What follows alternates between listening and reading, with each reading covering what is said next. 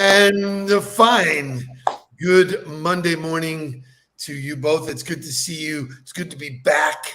Thank you for allowing us Friday to join the Broward workshop. That was fun.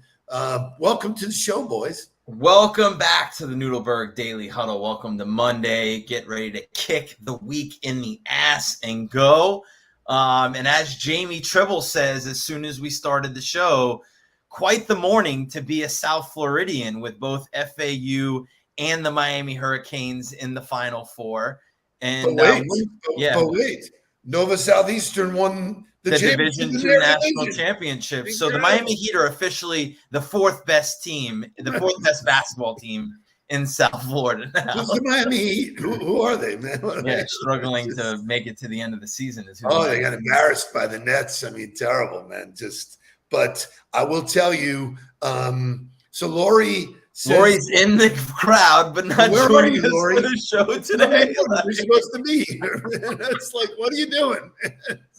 Okay, good to see you, Lori. Glad you're here with us. You shook your responsibility, man. It's unreal. That is hilarious. That is absolutely Jonathan Aarons with a classic dad joke. FAU, such a hoot.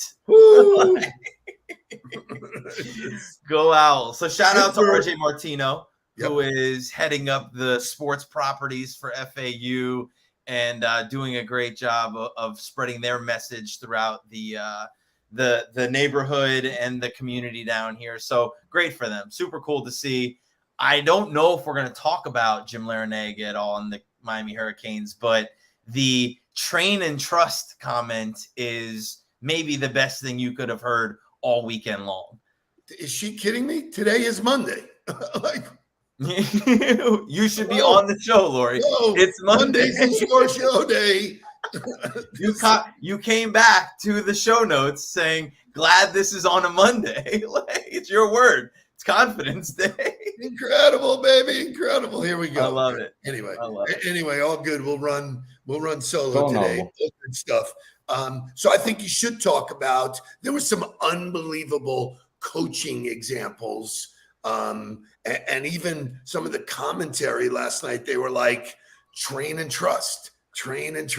So one thing about FAU that I think stands out to me is regardless of who they play throughout the year, they went 38-3, I think was their regular season record. When you go 38-3, you just understand how to win. And winning breeds more winning. And so they stepped into the tournament with this mentality of, we know how to win. We know what we need to do in order to be able to win. And they've carried that fundamental, that philosophy, that belief all the way through the tournament. And look, they're fun to watch. They're playing great basketball. At the end of the day, that's what it comes down to. Doesn't matter how many NFL or how many NBA prospects you have. Doesn't matter how high your recruiting class was or what your NIL spend was. What it comes down to is how well you're playing the game at this time of the year. And they're just playing good basketball. So it's great stuff. Yeah, I actually speak to Mackey's class tonight. They do a class around my book. For those of you who didn't know, I wrote a book. And so it's going to be fun to deal with those guys because that school is all, UM is going crazy. Miami's fired up. And if you listen to any of Jim Larrañaga's, his interviews prior to the game and what his philosophy is, it is all about training them and trusting them. And so what he talks about is we practice, we put all of the work in for preparation, which is the training. And then when it comes to game day, they rely on the trust of the training. And if you watch him on the sideline, he's not a Rick Pitino up and down. He's not a John Calipari where he's emotional and all over the place and getting after people. He is as calm and collected as any head coaches I've ever seen on the sideline. And he goes, look, That's the game. The game is built on runs. The game is built on highs and lows. And if you ride that, you struggle to build consistency throughout the game. He said, so I trust them and I'm going to let them go. So I think Jake brings up a great point, because that's the team that's going to beat everybody. They've won every game by more than 15 points. They are just stroking it, doing it great. Danny Hurley, as I like to call him, because his name is Dan Hurley, but his brother's Bobby, and I'm like, he's way too cool to be Dan Hurley. He's definitely Danny Hurley. And he's just done his story. If you've never understood his story, where he came from, he took the Rhode Island team to the tournament, has had unbelievable success at Rhode Island, stepped into UConn and brought that program back from what used to be a very dominant program back to being very successful. And I hope they win it all, because I would love to see him raise a trophy. I absolutely agree. So we'll shift gears here. We have some weekend photos, but Friday, Mark got to speak to a room full of 100 women. It was such a joy for me to sit there. And I'll get into it, but let's wake this thing up and then we'll get right into it. I love it. Wake up, everybody. Get up, get up, get up, get up. Wake up, come on. Wake up, everybody. Teach a new way. Maybe then they'll listen what you have to say.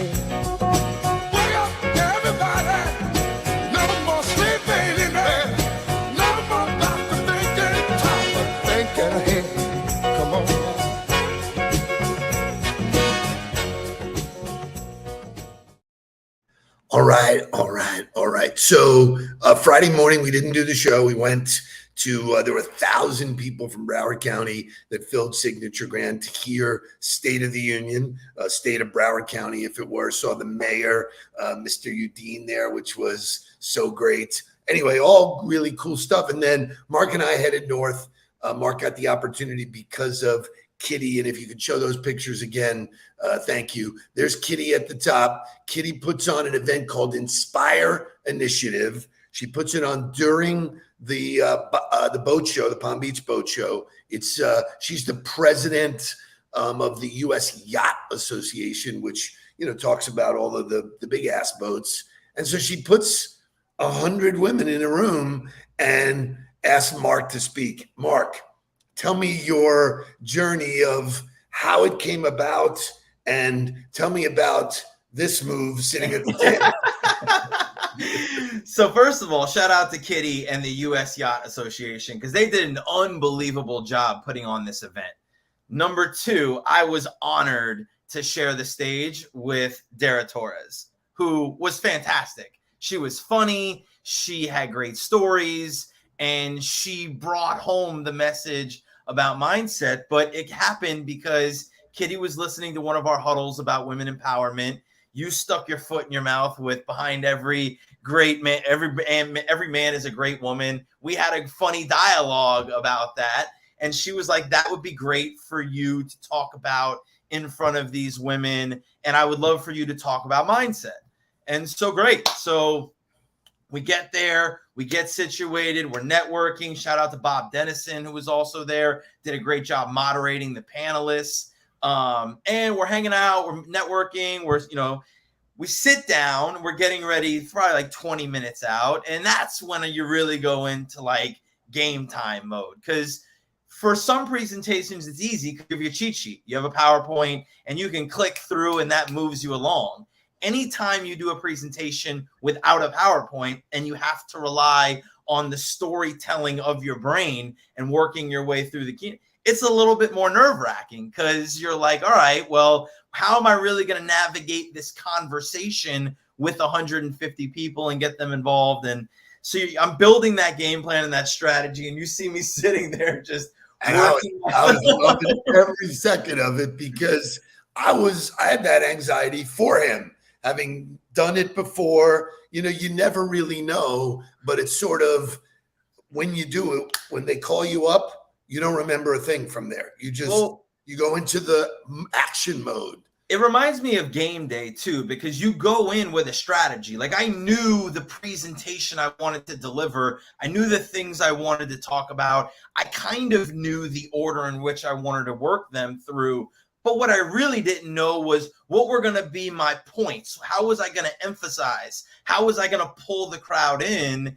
And they had these little stickers on the table that said, I am, with a blank behind it. And so I happened to see it. And Kitty was like, would love for you to be able to incorporate this. So I'm like racking my brain on like how I could really get it involved. And I said, you know what? I'm going to treat this just like a football meeting. And so I brought the sticker on stage and I started it by a little call and response, which I said, you are. And I had everybody in the crowd say, I am. And we did that a few times. Wow. Well, let's not skip over the fact that you were like weak. You know, Yeah. Come on, man. You know, I mean, before the walls were shaking by the end. You know? Yeah. You know, you got to get them involved. You got to get them going. And so it was a great conversation. Got to share what championship mindset looks like. And to have to talk about building the championship mindset before a 12-time Olympic medalist speaks, it's kind of like, all right, well, I hope that I say things that are in line with what Dara thinks and are in line with her philosophy. And, you know, gratefully I did, because after I got off, Dara came on and she was like Mark said, she was like, and similar to what Mark said about what you believe and what you do. So it was a very, very cool experience. And thank you, Kitty, for an unbelievable event. And I would challenge everybody listening to the Huddle that when the event comes around next year, that's one you want to be a part of. Yeah, it was super fun, super great. So yesterday was National Day of Courage. And, you know, it got me thinking about the difference between courage and confidence. So do you know the difference? Yeah. I mean, I think for me, I know the exact definition of confidence, which is, having displayed ability before. So understanding that you've done it before.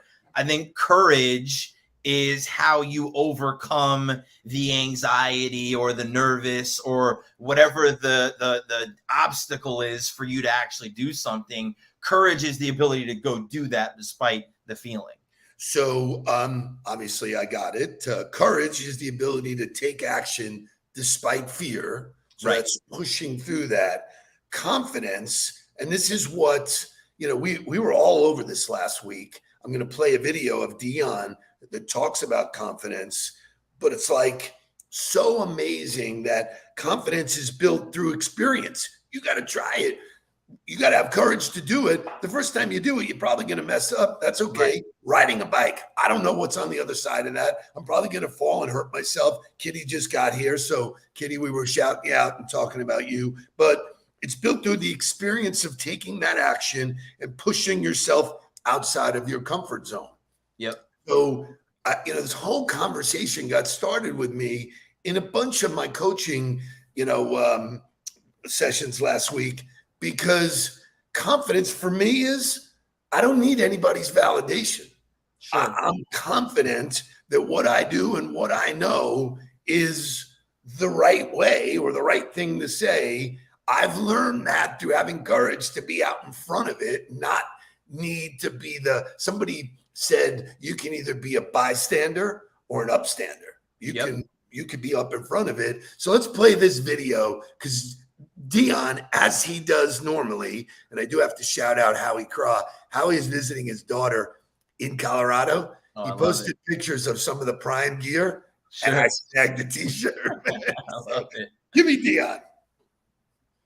Sometimes you got to know what you know. They're going to call it cockiness. They're going to call it arrogance, but you're going to call it confidence. Because I don't want my confidence I'm going to say something and I want you to hold on to it, all right? Get your cameras ready because this is game. Do not allow my confidence to offend your insecurity.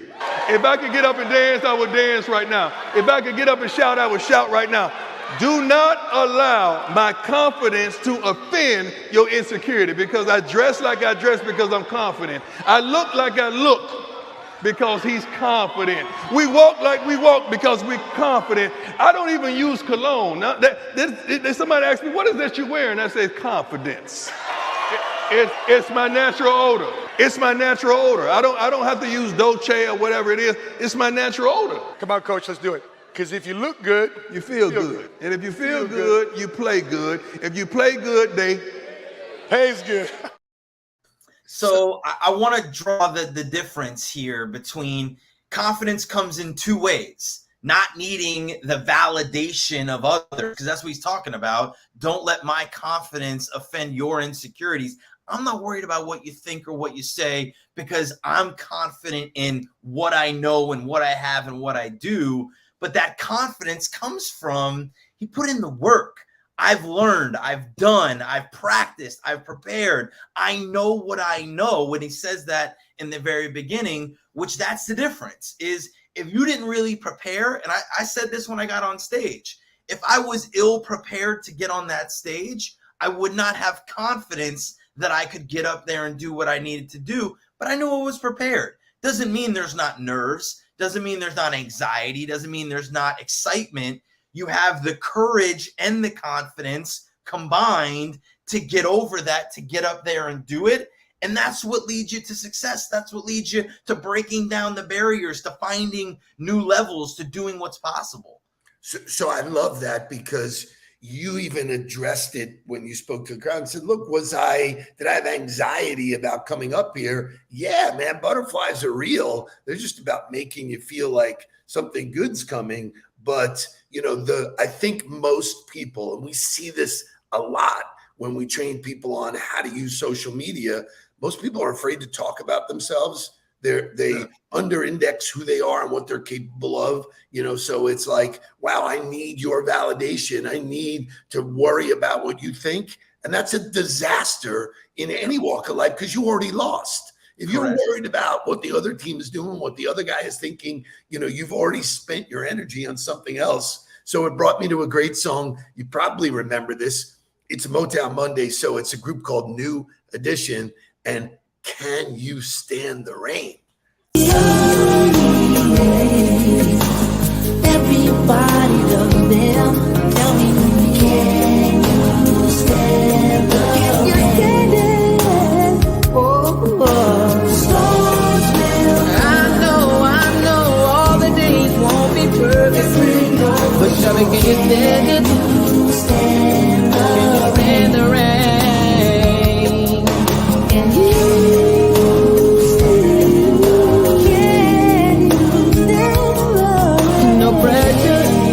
No pressure from me, baby. Cause I want you, and I need you, and I love you. Tell me, baby, will you believe it? Whoa! See, so that style of R&B, that's technically late 80s. I looked it up just now. It was 1988 that record was released. But that influenced then the early 90s of R&B, which were the Key Sweat, the Boys to Men. Like, that art of R&B is gone. The Tony Rich Project, like that style of R&B and music is gone. And I wish it wasn't, because it's so fantastic. You can understand every word. And I think the verse, that can you stand the rain, should be a mantra for all of us. Can you stand it? It's like, this is what life is. It's about every single time you climb the mountain, and I've used this analogy to ad nauseum, the terrain gets different as you get higher. You got to do more. You got to think better. You got to act better. The higher up you go, it's whatever got you to the certain part of your career is not going to get you to the top. And it's, can you stand the rain? Can you stand the pressure? Can you stand people not liking you? Well, so the building of the courage, the building of the courage is something that I think about with Jules all the time, and with Kai, is how do I help them develop courage? How do I help them develop that trait so that they can carry it throughout their life? And then for me, it comes back to understanding, well, I've done hard things before. This is a different hard thing. Anytime you push yourself out of your comfort zone, you're not going to know what's on the other side. So I can't say, oh, well, I've done this before and I'll do it again. But you can say, I've done something hard before. I've not known what the outcome was going to be. I've put myself out there, and whether it ended up good or bad, I came through it. I got to the other side of it. So reminding yourself of that is how you flex that courage muscle, which the more you flex it, the stronger it gets and the bigger it gets. So one of the asks for National Day of Courage, everyone will be encouraged. Wow, I love that. Encouragement to actively participate by choosing to do one deliberate act of courage. Now, I'm going to break it down to something really, really small. You might think it's nothing, but like I wake up in the morning, I work out, I usually do my sauna, and then there's a pool out by the marina that is ice cold. So it is my ice plunge. There isn't one day that I go, ooh, I can't wait to jump in this pool, man. The time between me taking my shirt off and getting ready to dive in that thing and me hitting the water, you need to have courage to do it because your brain will talk you out of it. This is the problem with fear. Your brain is programmed to keep you safe. Oh, I don't want to put you in harm's way. I think Jonathan mentioned something about LinkedIn. This is so appropriate for all the people that we work with on LinkedIn. Nobody gives a shit, really. You know? No, he has got a great testimonial there. He says, it's crazy how once I started posting about myself on LinkedIn, it got easier for me to talk about myself in real life. Started with courage to start posting to social media, which led to confidence in real life in his conversations. It's just about flexing the new muscle, flexing the new skill, getting out there and doing it, and the consistency. I see Jonathan Aarons every single day at 7 a.m.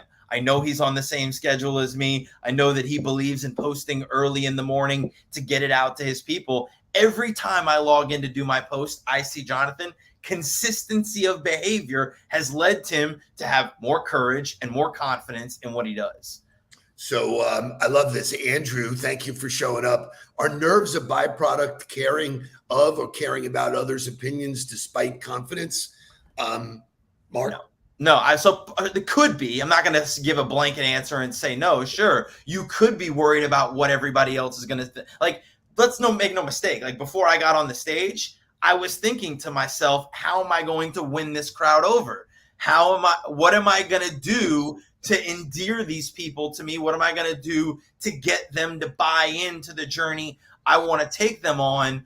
But nerves are also the, physical way or the biological way that your body tells you that you're doing something different, that you're doing something that's exciting, that you're doing something that's challenging. So where most people go with nerves is, ooh, I'm afraid of these. I don't want to do that. Makes me uncomfortable. So they stay on the comfortable path.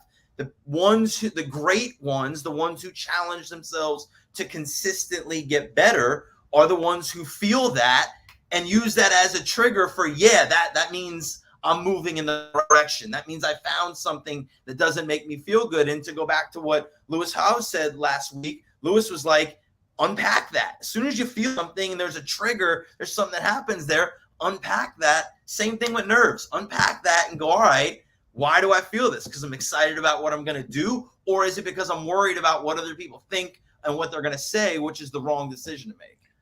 I think the whole conversation is wild because there wasn't one person in that entire room that didn't have empathy for you being on stage. They wanted you to do well. They're sitting there going, oh my God, wow, because they put themselves there and understand that fear and that anxiety. But if you turn that into fuel, which is what the greats do, you think people get up at the bottom of the ninth inning with the bases loaded, right? You don't think that they have nerves? No, man, right. It's unbelievable, And so this courage, confidence thing, which, Kitty's event was about inspiring women specifically, but there were a few men in that room. Sure.